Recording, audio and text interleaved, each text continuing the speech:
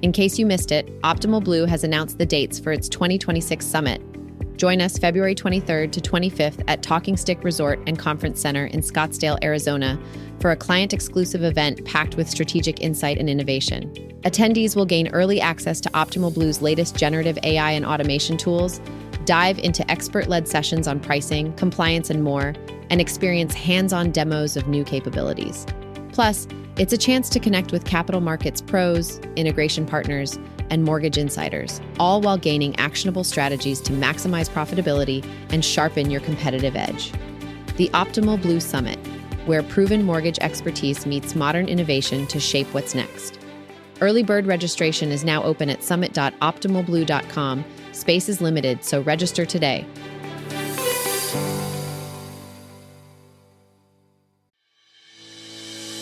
Welcome to Market Advantage, the monthly podcast from Optimal Blue. Tune in for valuable insights from the Market Advantage Mortgage Data Report and in-depth conversations with industry experts. Stay competitive and optimize your advantage in the ever-evolving mortgage landscape. All right, welcome to our first ever in-person recording of the Market Advantage podcast. So, as you're probably aware, usually Brennan and I are recording from our home offices, so this is a real treat to be recording on site. We are in San Diego right now at the Optimal Blue Summit, which is our inaugural user conference, and the day has been filled with exciting product announcements, informative sessions, and lots of great conversations with clients and partners, so it's really great to feel the energy of on-site. Brennan, how does it feel to not be sitting in your basement recording this for once? Yeah, I was looking around and I kind of think I need to get some of these rectangular shrubs for the basement. I feel like it could be an addition to the ambiance, the sort of like 70s Midwest basement feel that I've been going with. I don't know if it's up to speed with what we got in San Diego, but we'll just enjoy it while we're out here. That sounds great. And, hopefully it goes without saying, amid all of the excitement of our conference, you may hear some background noises that you don't usually get. So just know that's probably our clients having conversations or sessions going. Or having fun. There has been a lot of fun. It's actually been kind of fun. It has been fun, yeah. And it's really just getting started. We have the big bash tonight. That's right. The day is young. So, as always, Brennan's going to kick us off with the data highlights, but you'll want to hold on because we have a really special guest today. We have Editor-in-Chief of HousingWire, Sarah Wheeler, joining us. So, Brennan, why don't you dive into January's rate lock data highlights before we welcome Sarah? Yeah, appreciate it, Olivia. So, the year kicked off with double-digit growth in rate lock activity, as expected. This seasonal improvement coming from December, which is typically the lowest month.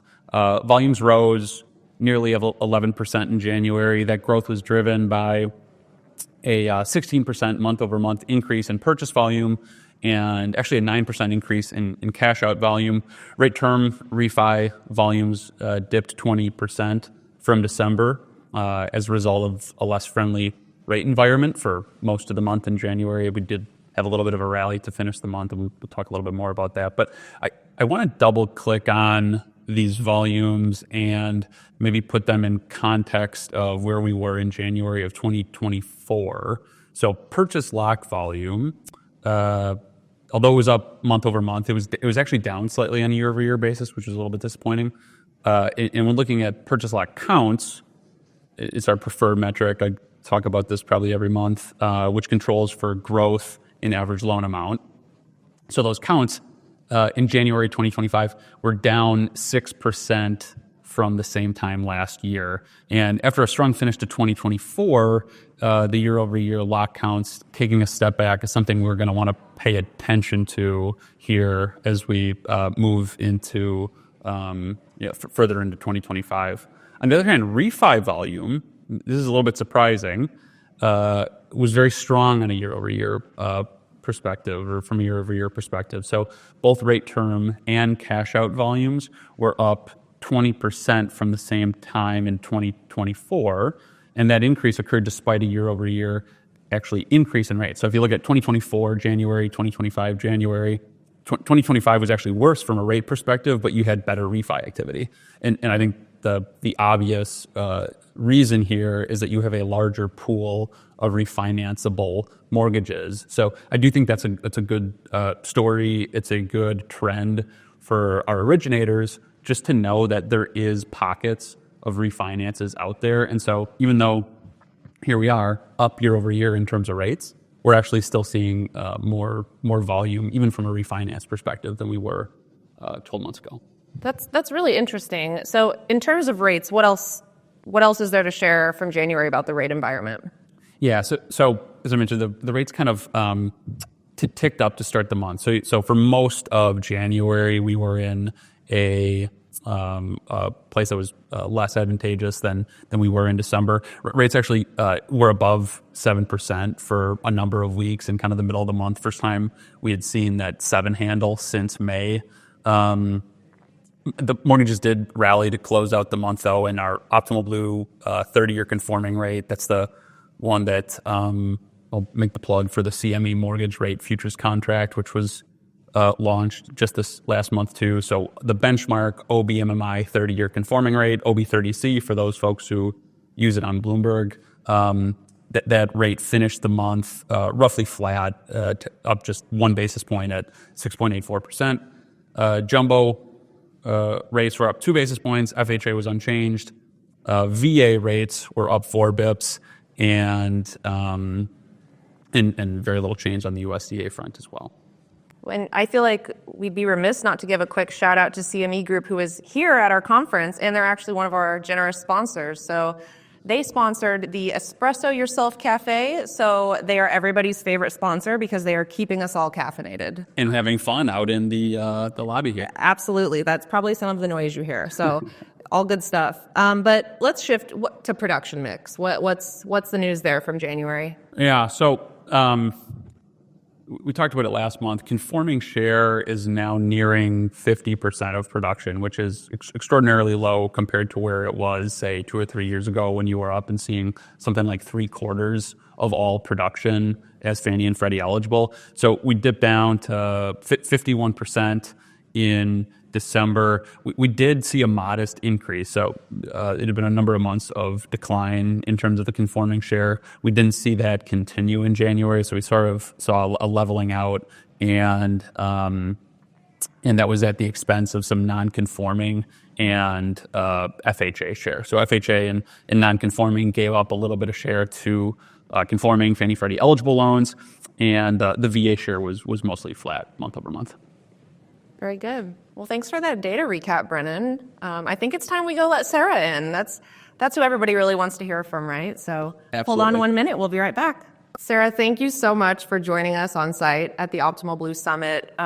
You have been such an important part of this event for us. You moderated a panel this morning that went really well. It was so well attended, and we are so thrilled to have you as a guest on our Market Advantage podcast. And I know Brennan and I were talking before this. Usually we record this from our home offices, so this is quite a treat.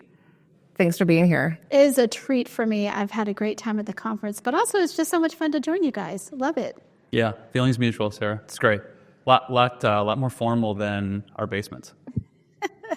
So to introduce you, I thought we would kind of fit in the theme of the Optimal Blue Summit. So on stage this morning, CEO Joe Tyrell, Chief Product Officer Aaron Wester announced a handful of innovations, and there was lots of AI. So in the spirit of AI, I thought we would ask Microsoft Copilot to introduce you. So I'm going to share what Copilot had to say, and you can rate their work. So Sarah Wheeler is editor-in-chief at HousingWire, a leading news source in the mortgage and real estate industries. She joined HousingWire in 2013 as a content editor and has since held various roles, including magazine editor and managing editor. Under her leadership, HousingWire's content team has received numerous accolades. She is known for her ability to execute multiple content strategies and her deep knowledge of mortgage and real estate technology. I did pretty good. I mean, very accurate. So thank you. All right. Well, so we thought we would do something a little different with you as our guest today. You are, as editor-in-chief of HousingWire, you kind of are at that center of where the mortgage and real estate industries are getting their news. So we thought we would take this opportunity to actually get to know you a little bit better. by playing a round of 20 questions with Editor-in-Chief Sarah Wheeler. Does that sound okay? No, that sounds like fun. Okay, now I'm in the hot seat. I see. You are in the hot seat. Yeah, we flipped it on you. You've interviewed like half our company at this point, so we wanted to put you on the spot.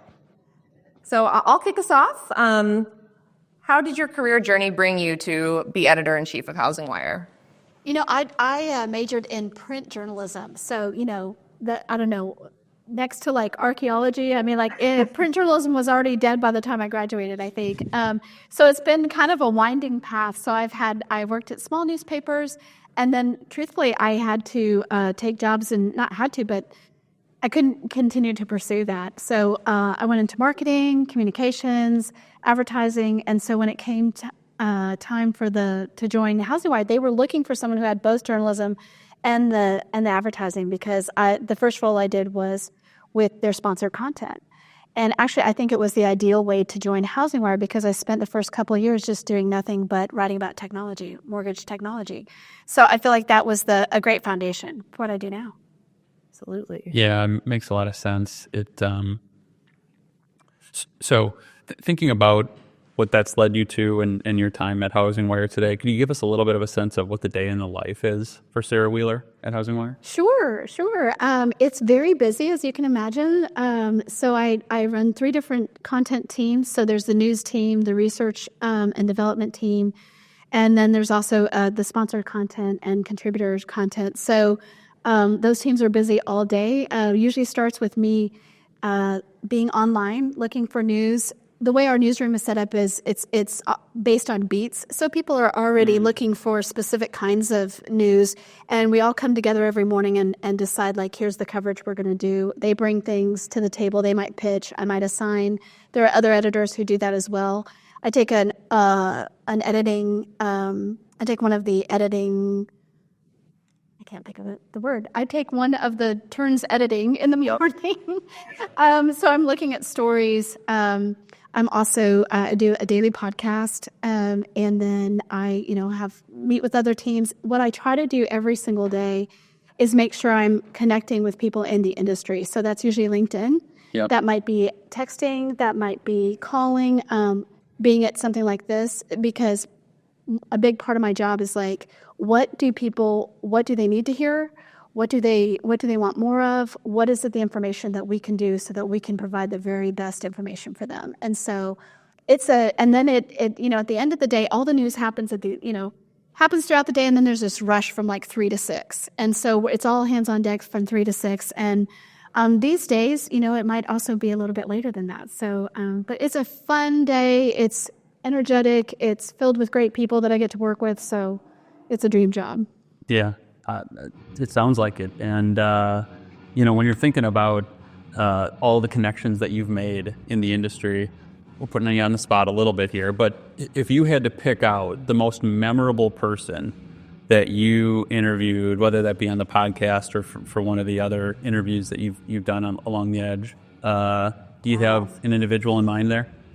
I have a couple. I mean, that's very hard. I usually get to interview the members of my team, so reporters and editors, talking about their stories. When I do outside people, I think Dave Stevens comes to mind, just an icon in the industry and somebody who was very generous with his time with our organization. And then that would be the fun one. I think on the other side, I did an interview with Rohit Chopra recently in the last couple of months, and I think that was interesting. And also, the podcast is usually a pretty friendly environment. I have people on. I'm not trying to be like, let's get you, have a gotcha question. Yeah. But I was more like, with Rohit Chopra, I wanted to ask him some hard questions. Well, he came out of the gate and he was like, sort of like antagonistic toward me. So I'm not used to that. And he did it in the nicest way possible because he's a politician. So it was a really fun time to be like, oh, okay, we're doing this. Let's do it. And kind of a different kind of podcast for me, and really trying to get some answers for the people in our industry, which is what we feel like we can do. Like, they don't regulate us. There's nothing they can do to us. So we're going to ask all the questions that maybe the audience wants to know. Do you ever get nervous interviewing high-profile people? No, not really. Amazing. I just do research and homework, and but I mean, it's just if you're prepared, there's no reason. Not really. Yeah. So you mentioned, you host a daily podcast, which is no small feat. Tell us what that's like. It is something that I can do because I have such an amazing team. So I am almost always talking about the content that this entire team of people puts together. So it makes it way easier than if you're trying to do a podcast, or you're like coming up with all the content yourself. I'm just looking at like what's trending, what we can talk about, and I'm talking to people who know much more about it than I do. And then I have Logan Motorshami, who's our lead analyst. He's on 3 times a week. And really, when Logan's on, it is very funny. And we talk for about 5 minutes beforehand. We're like, okay, what are the topics we're going to talk about? And that's all we do. That's the only prep, because it's going to go in a lot of different directions. And because we talk so often, it's like, and I edit his things, specifically his articles, we're aligned on what we're going to talk about. You two are always so in sync in your episodes with him. Any like fun tidbits to share or memories of working with Logan? I think one of the funnest things about Logan is he's just so fast he'll come up with stuff on the fly that sticks. So he'll come up with some sort of like catchphrase that then, I'll laugh at it and I'll be like, oh, that is just cringe or whatever. The audience loves it. Before I know it, we have merch that they're sending us that they've made out of his catchphrases. And I'm like, how did this happen? Like, you were just talking. So he's very funny. He's very expressive, and the more passionate he gets, he's moving around, he's hitting the microphone, he's going in and out. And so it is just a very funny episode always. And then in the middle of that, he's giving this really sort of deep economic talk. So I think it's such an interesting conversation. And a lot of times I'm learning stuff along with it. So yeah. That's great. So back to the newsroom, when a major story is developing, can you help us understand what that journalistic process looks like for your team as you activate to report on something? Sure. So we are, all day long, we're talking to each other in Slack. And so someone gets a tip, and I think over the last week we've done 5 breaking news alerts to our audience. There's been a few, yeah. There's a few things going on. So like I said earlier, we have the journalists have beats, so they're covering specific parts of the housing market. So, and in that, one of their big assignments is they have sources that are going to talk to them first, hopefully, so we get the news first. It doesn't always happen, and sometimes it's, if Trump says something on national news, that's not us getting it first. So somebody puts it in Slack, and if it's their beat, they're like, I've got it. That activates the editor to be like, I'm standing by to edit it. Another editor will get the breaking news ready to go. And it's just sort of an all hands on deck. But it really comes down to that individual journalist. And, they're fast. They're great at what they do. And yeah, it's fun. I think this sort of environment, it's a lot of work, but it's also really fun if you're a journalist. Yeah. Every journalist I've ever worked with in this industry and other industries, they're definitely like the epitome of being driven by passion. So yes. You become a journalist because you're passionate about truth-telling and reporting and informing, the world, really. So I agree. And I think our journalists, they really embrace the cause. Like at HousingWire, we feel like homeownership is a good. It's a good for society. It's a good for those individual families. It's good for our country. And I think everyone we hire feels that way and really understands that, like, the people that are in our audience are working really hard to do that. So it feels like a good thing to be involved in. Yeah, it certainly is. And, you do a lot of goodwill. So many folks in the industry are reliant on HousingWire for their news.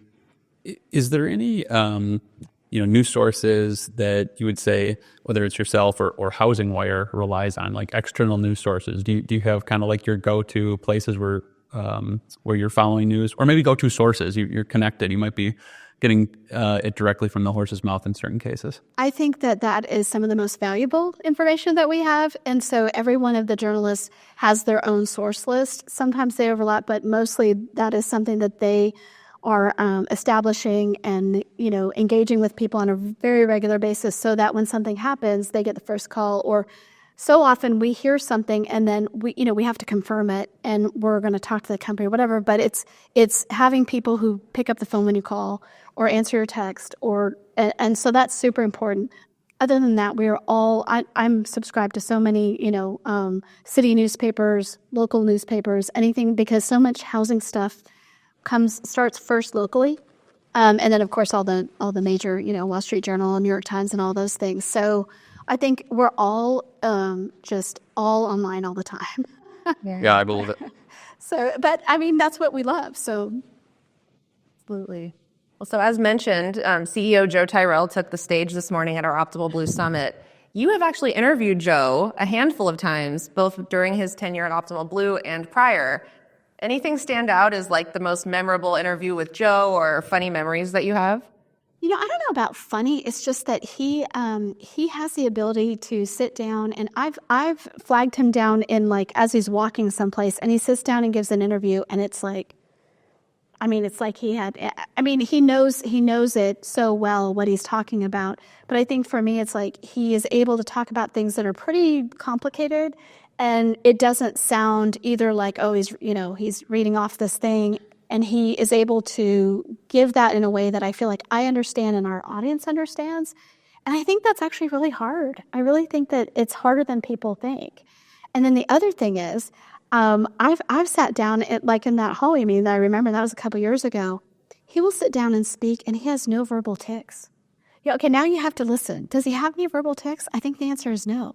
That's amazing. Like, he could be on camera. I'm usually just typing, but like, it's crazy to talk to someone, and I think, again, that's just such a skill of, like, the communication combined with the expertise of what he's talking about. So he's always been very generous with me and with my staff as far as, like, if we don't understand something, explaining something, So, yeah, he's one of my favorite people to interview. Oh, but that's great to hear, and I actually think what you just said at the end, him being generous with his expertise and his knowledge, is one of the reasons why he has been such a good fit for Optimal Blue, because we have lots of experts who are kind of the same way. So he's really fit in so well. Super happy to have his leadership. Another executive of ours who you know very well is our Chief Marketing Officer, Sarah Holtz. Nice. So I thought it might be fun to ask a brand-related question. HousingWire has an incredible brand, and you guys continue to add events, content. Like, can you talk a little bit about how the HousingWire brand has come to life and evolved and continued to grow in past years? Yeah, no, that's a great question. I would say, so what we kind of talk about internally is like the full picture. And it really is because we do cover real estate, mortgage, title, and appraisal. And the way that those things inform each other, we think, is our secret sauce. And we really feel like what we can bring that maybe others can't is that we're not just a mortgage publication or real estate. In the last year and a half, with all the things happening with NAR and the way that affects the potential, mortgage operators, it's like, that's a perfect example of like, listen, you're getting all of the latest news on that, and we understand it from both perspectives. And so I feel like that's really where it comes together. And then we really think that what we've done recently is really bump up our data that we have with Altos Research. And so the data-informed journalism, the data-informed podcast, whatever we're doing, that has been a real game changer, I think, for us, because we want it to be based on, we need to give information that is very valuable and also nobody else has, and that's Altos data. Very good. I know Brennan's ears probably perked up. Yeah, I heard data. Yeah, coming from a data oriented podcast and report that is associated with this podcast, we love to hear that. So it certainly seems like that's been a trend in the industry, right? More data-oriented reporting in general, which is great to see. We've got a few more questions for you here, which I'll say are sort of under the umbrella of philosophical in nature. So, Sarah, how about one piece of advice that you wish you had received early in your career? Ooh, that's really good. I think it's be your authentic self. I think these days that's a message that we all understand more. I mean, we listen to podcasts where people are just sitting on their couch talking to each other for 3 hours. Or in their basement. Or in my living room. But when I started out, it was kind of like, you had to, a journalist had this persona that's really not me. I mean, I'm a pretty mild-mannered person. I think I'm sharp, but I'm not going to be in your face about something.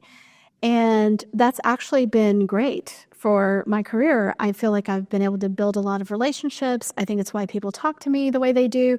But early on, it was kind of like, oh, well, I have to fit into this thing. And now we all know more like, if you are authentically who you are, that's going to be better in the end anyway. Show up who you are in all those situations, and that's where the success is. And I think that I know that now, but I didn't know that then. Yeah. I couldn't agree more. And if you think about just how much content there is out there, it's just that much more important to be authentic, because that comes through, right? In terms of what you're recording or what you're presenting out to the public. Well, people don't want really even overproduced anything. I mean, we're all tired of it. It comes off as commercial, right? So it's like the more like you're a real person, the more people are like, oh, okay, I trust that. I want that. And I think that's one of the best things about just the distribution of media, right, over the last 10 years. Completely agree. Yeah, totally democratizing it. The trust piece is big, right? It's who can you trust? Another one, maybe similar path. What's a fun fact that most people don't know about you? Oh my gosh, a fun fact. So here's the thing about doing a daily podcast, like stuff leaks out. You don't mean to tell people, but like, I have a Bernese Mountain Dog because I'm always dressed like, I'm dressed like I'm in the tundra and I'm in Dallas, and people are always like, why are you wearing that? It's like, I have to keep it really cold for my dog, right? Because he's not supposed to be in Texas, but everybody knows that. So what might people not know? Okay, here is something they might not know. I am a big fan of 80s Chuck Norris movies. So the Octagon. I didn't think that the Octagon was going to come out of your ass. See, that's surprising. Yeah. I love martial arts movies. I love Chuck Norris. The Octagon kicked it off. Yeah. He went on a run there. I don't know, there's like 10 or 15 movies there. So, love that. Maybe that's my guilty pleasure. Are those on Netflix? Because I might add them to my queue when I go home. I have them on DVD, so I'm not sure if they're on Netflix. I'm old school on that, so. I love it. Yeah. What about, you've had this incredible career. You've done so many interesting things, talked to so many interesting people. Have you ever taken like a significant risk that, regardless of how it turned out, you learned something really memorable from it? Oh, that's a really great question. I do think it was doing the podcast, doing that kind of thing. So when we started this, HousingWire Daily wasn't our first one, I don't think. I think we did Girl Funds first. We also had Housing News. We've had some different iterations, but I wasn't a podcast listener at the time I listened to a couple of them, but I wasn't really into it. And Brenna Nath was like, we've got to do this. And Clayton Collins was like, we got to do this. And I don't think I was anyone's first choice. Let's just say that. I do not think I was anyone's first choice to do this. And when it came down to like, we're going to do this daily, it fell to me. And I was like, I don't know. Can I even do that? But I think it's part of what Clayton he's our CEO. And what he's always done with all of us is like, he just was like, I think we're going to do this now. Yeah, you're going to do this now. And you're like, I don't know how to do that. And he's like, yeah, okay, well, that's good. You can learn to do that. And that's true with our events. When we started events, that's true with so many of the things that we've done. And I've loved podcasting and just seeing that, like, it's like, okay, well, just start doing it. Learn it. Do it. And that idea that, like, you can do anything, you can just start, is something that I think is kind of in our DNA at HousingWire. Yeah. We're lean. We're always doing things that we don't exactly know at first, and then they develop into good things. Yeah. So That's great. Is there a single thing that stands out during your career at HousingWire that you're most proud of? I'm really proud of the way that we handled COVID. I feel like that was a time when our industry was adapting so fast. Everybody had to step up, and we needed to step up for them to give them the information they needed, and what was going on, and we had to do all that along with people. And that was right when we were changing kind of our newsroom at the time into being more of doing things that were more in depth, things like that. So there was a lot happening, but I'm really proud of how we showed up and hopefully supported the industry during the time they were showing up and doing everything they could for their clients. Yeah, I mean, you were a clear resource that stood out at a time with a lot of volatility, a lot of uncertainty in the market. People become so much more reliant on the reporting that you all do, and it was well done. We all appreciated it as market participants. Looking at here we are, early February, looking at 2025. What's on the horizon for HousingWire this year? Ooh, I love this question. More growth. I just added another person to my team, maybe another person by summer. And I think what we talked about before with data, is something that data and research based on that data is something that we are leaning in on, investing in. And I think that that's pretty exciting. And that informs Altos Research's real estate data, but how that informs so many of the other things we're doing is pretty exciting. So I would say that that's the growth opportunity for us. And just there's still lots of people out there who need to know who HousingWire is and find us as a resource. And so we're excited about growing that audience. That's great. You might want to talk about the events that HousingWire has. I know you have had some really great events in the last couple of years, and you continue to add them. So I would love for you to tell our audience about the gathering, but also some of the other one-day summits that you guys are doing in the coming year. Well, thank you for saying that. Actually, we love events, and I think part of the thing that makes our events so great is it's really the culture at HousingWire. We enjoy working with each other. We enjoy what we're doing, and I feel like it comes out in events. It does. And we enjoy the people that we're bringing in to talk, and so I feel like it does have a little bit different. We expanded this last year so that we sort of narrowed in on different topics. So we had an AI summit, an IMB summit, and now we're having our Housing Economics Summit, our first one, in a few weeks. So really excited about that. That one-day summit lets us zero in, and people come and they're getting just a full day of content, but also then we have some breaks that they can do that, where they can network and things like that. So that's been really fun, and we weren't sure how those were going to go, and they sold out. We've had a tremendous success there. Been really fun. That's Brenna Nath and her team. The gathering, we took something that had been going on for decades. So Real Trends had the gathering, which was like a 4-day, almost like a homecoming for people.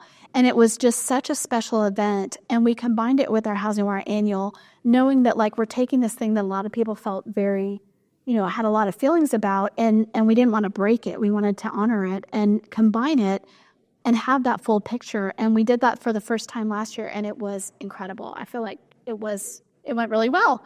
So we're doing it again. We'll keep doing it. That's in June, and it'll be at the Broadmoor. And the thing I love about that is just that all the people in the same place, and the synergy that happens there with having your real estate and your title and your appraisal and your mortgage. And we have different days, kind of like, hey, this is a mortgage day, this is a crossover day, this is a real estate day. But I think the whole is bigger than its parts. That's how it feels to me. Yeah. And that very much relates to what you spoke about earlier that makes HousingWire so unique, is that it kind of brings these otherwise siloed verticals together into one cohesive look at the market. So, well, especially if you think about what is this industry going to look like in the next 10 years? And one of the questions that I always think about is who gets to the borrower first? The buyer first. And that's changed a lot over the last couple of years. I think it's going to continue to change. And so those partners that you have is more important than ever, and knowing what they're doing, what you're going to do, how you're going to work together, I think. I think we're probably getting close here on the time, Sarah. I'm sure we could talk all afternoon, but I did have one more question for you. You're such an industry expert. I'd like to get your perspective on something that you'd like to see shift in the industry or change. So is there anything, if you had a magic wand and you could control something about the mortgage or real estate industries, is there anything you can think of that you would do specifically? I guess it doesn't have to be one either, if there's a couple. I think it comes back to my roots at HousingWire was at mortgage technology. And I feel like we still are not at the point where the mortgage technology is, broadly speaking, not talking about specifics, is helping the cost to originate and in the way that we all thought it would. There's so much promise there. And so how do you unlock that promise? And I think, one of the things at this conference that I really appreciate is there's a focus on profitability. Like tech for its own sake, what? We don't need more tech for its own sake. If it's making you more profitable, if it is providing better customer service, right? This is what's going to change. And we see it in the way that you guys are leveraging AI and other people are leveraging AI. So I hope that the technology promise really comes to fruition in the next couple of years and makes a difference in the way that everybody needs it to make a difference, which is not replacing everybody in the mortgage industry, but really, leveraging what it can do so that they can be actual experts and sit there. That's what I hope. Yeah, we appreciate you saying all that, and we completely agree, right? This profitability mission at Optimal Blue, it absolutely benefits our originator clients and partners, but then obviously that benefit does flow downstream to the end consumer and should ultimately lower the cost of home ownership for folks. Which would be a net good for all of us. And let's get mortgage rates down. Let's do that. Yeah. Well, and this is such a good segue into what we call our bonus question that we pose of all of our guests at the end. So as you mentioned, Optimal Blue's mission is to help lenders maximize profitability. So we like to ask every guest we have on the Market Advantage, what's one thing you think lenders can do to help maximize their profitability so that they can in turn help more folks pursue the dream of home ownership? They should get their data in order, because there's nothing they can do. They're so limited if their data is not in a place where they can leverage it for all these other things. Like, it's the key. And if you're a small lender or when you start or whatever, like, if your data is not in order, it's going to be, I don't know how you're going to stay in business. And just to be clear, I did not pay you to say that, right, Sarah? I just want to have that on record. Okay. No, it's just Love the data reference. Absolutely. We couldn't agree more. Sarah, this has been so great. It's really been an honor to have you here, and hopefully you enjoyed swapping seats for once and not being the host. So again, thank you so much for joining us. No, thank you for having me on, and thanks for wanting to know the answers to those questions. And we'll have to compare Chuck Norris notes later. Absolutely. Watch some. It's a date. Yeah. Thanks a lot, Sarah. This has been great. Thank you.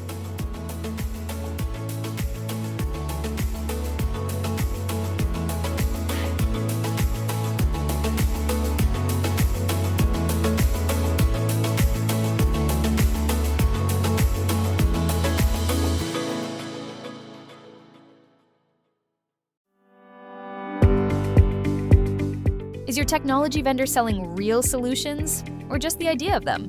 Too often, companies pitch big returns, offer free trials, and promise seamless automation, only to reveal during implementation that the tech doesn't actually exist. At Optimal Blue, we take a different approach. Our AI-powered automation is already live, already delivering, and already saving lenders real dollars. We show you exactly where the ROI comes from and how it reduces risk. No vague timelines, just proven technology that's working in production today. AI at Optimal Blue isn't just about delivering software. It's about empowering lenders to make smarter decisions, operate more efficiently, and stay ahead of the curve. Built around real capital markets challenges, informed by direct engagement with thousands of clients, and focused on delivering measurable value at no additional cost to clients. While others talk about AI, we're delivering it. Innovation that delivers for your bottom line. Learn more at optimalblue.com.